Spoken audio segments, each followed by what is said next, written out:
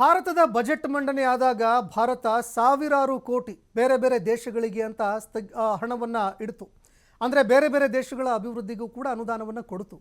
ಆದರೆ ಅಮೆರಿಕ ಭಾರತಕ್ಕೆ ಕೊಡ್ತಾ ಇರುವಂತಹ ಒಂದು ಪುಟ್ಟ ಅಮೌಂಟ್ ಏನಿದೆ, ಸಣ್ಣ ಪ್ರಮಾಣದ ಅಮೌಂಟು, ಆ ಒಂದು ಆರ್ಥಿಕ ನೆರವನ್ನು ಕೂಡ ಅಮೆರಿಕ ಸ್ಥಗಿತ ಮಾಡಿತ್ತು.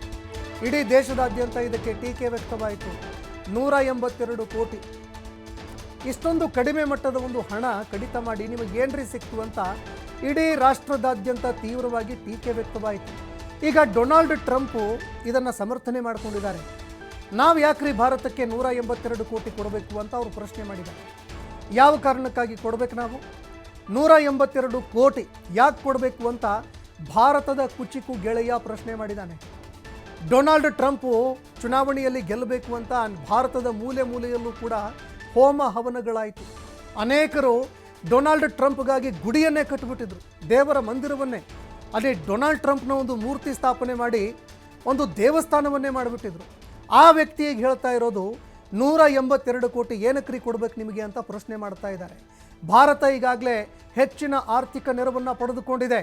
ಭಾರತ ನಮ್ಮ ಮೇಲೆ ಹೆಚ್ಚಿನ ಸುಂಕ ವಿಧಿಸ್ತಾ ಇದ್ದಾರೆ.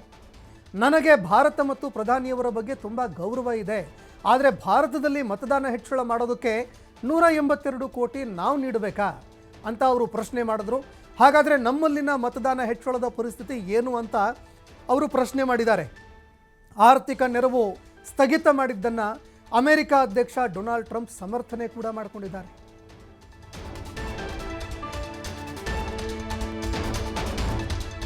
Giving $21 million to India. They got a lot of money. They're one of the highest taxing countries in the world in terms of us. We can hardly get in there because their tariffs are so high.